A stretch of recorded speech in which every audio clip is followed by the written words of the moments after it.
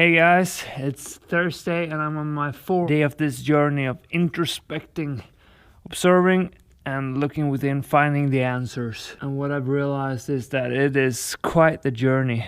When you start to play around with this, going back in history, well, it releases something. And also just being so aware and present and don't listen to stuff all the time. Close off all the external sources. Makes you see whole new things in yourself. But so I just thought I'd walk you through the process of doing some introspecting.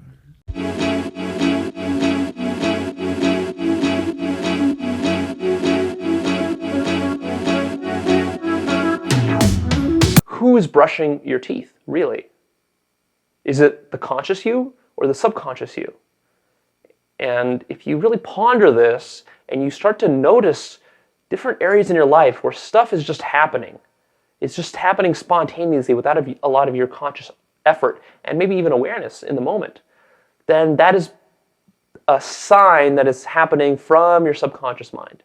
And that's really what it is that we have habits and we have beliefs and we have just everything that's going on in our lives that is coming from an unconscious place.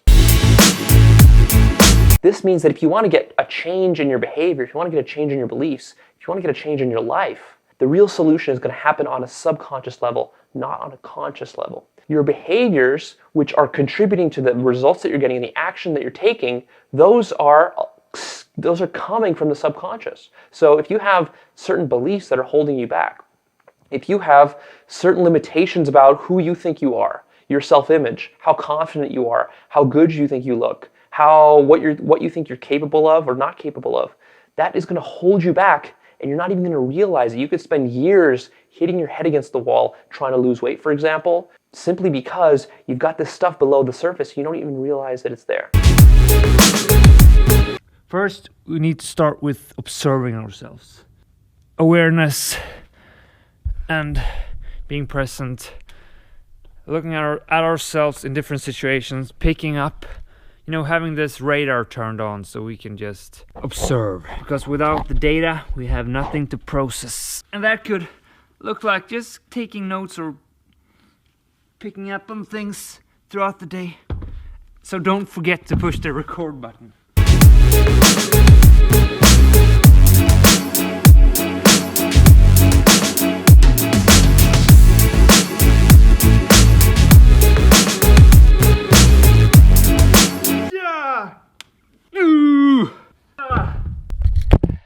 First step, realizing that something might be wrong. I'm not saying it has to be, but unless you do the observing, you won't find out.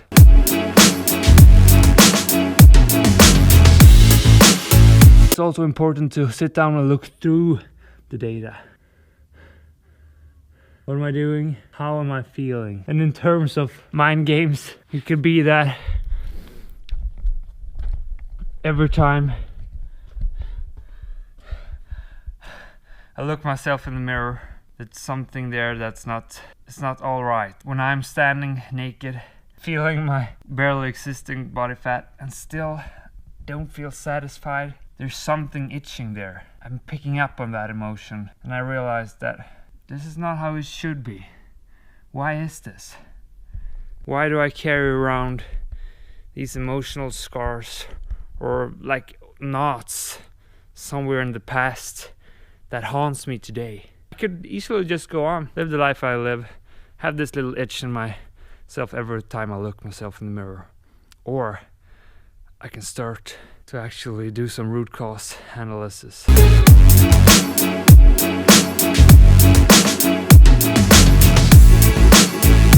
Which is not an easy thing because it's not always an obvious answer. But if you start to pull in this yarn, this thread that leads back to some old deep you can get understanding for why you're feeling the way you're feeling, why the emotions in your body are triggered.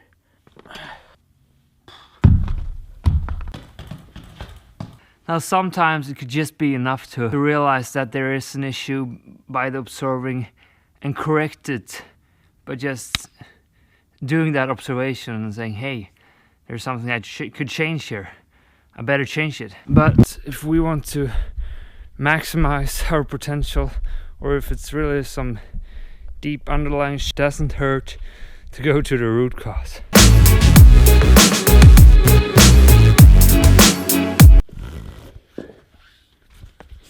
So we find this little thorn and we start to pull in it, see where it leads, going back in history,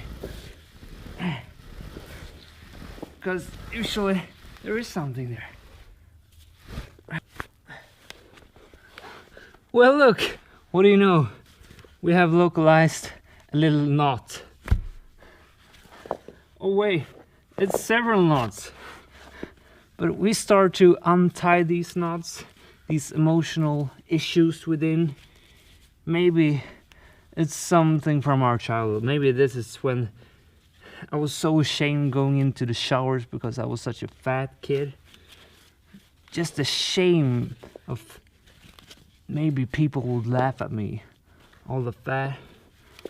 So maybe I could look at that and just dissolve it, realizing that today that's nothing that should affect me. It's just something that happened when I was a little kid. Kids can be mean. They laugh, they make fun, and you feel shame because you have no tools for handling those emotions as you can have today, because you can educate yourself on how to go about that, how to think in a rational way. So you dissolve one knot. Maybe you realize that, hey, there's another one. Maybe this is when my sister and brother called me Mr. Pig all the time. That kind of stick with you after a while, after the 1000th time when your sister and brother point at you and laugh. Goddamn pig. You know, that also creates some emotional scars. But I'm a grown up now. Sister and brothers do that to each other. I think I'm alright with that now. We can dissolve that one too. Maybe here's another one. Maybe this is some deep shit I don't want to share. I don't know. I'm not saying it has to be this easy, but just going through your old memories, following this yarn back to the thorn that is really aching in your back, to shed the light on all that stuff and realize that it shouldn't really have the effect it has on you today. Things happened, people change, you change. We can handle these things in a logic sense. At least we can try. Another thing we have to realize is that our body is trying to protect ourselves.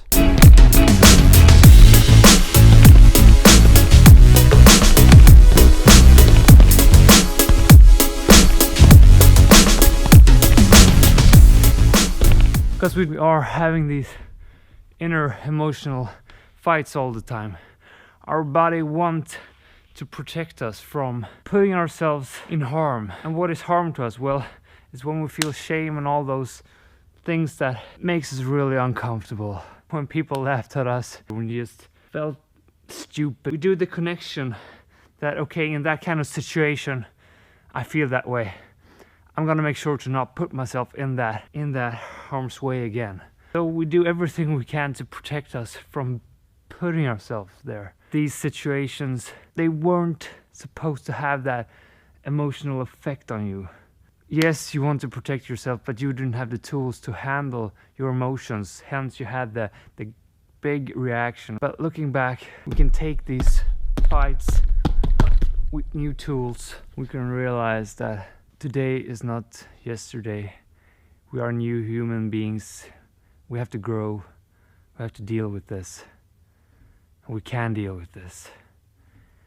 We can reshape our self-image. We can start to move from our past self-image, the one that is created by all the trauma, malfunctioning mindset that shapes you the way you are throughout your whole life. We can take these new fights by approaching them with right tools, the right mindset, the right way to think, asking why is this so. The question of why can lead so many beautiful answers. But you have to start to take this fight.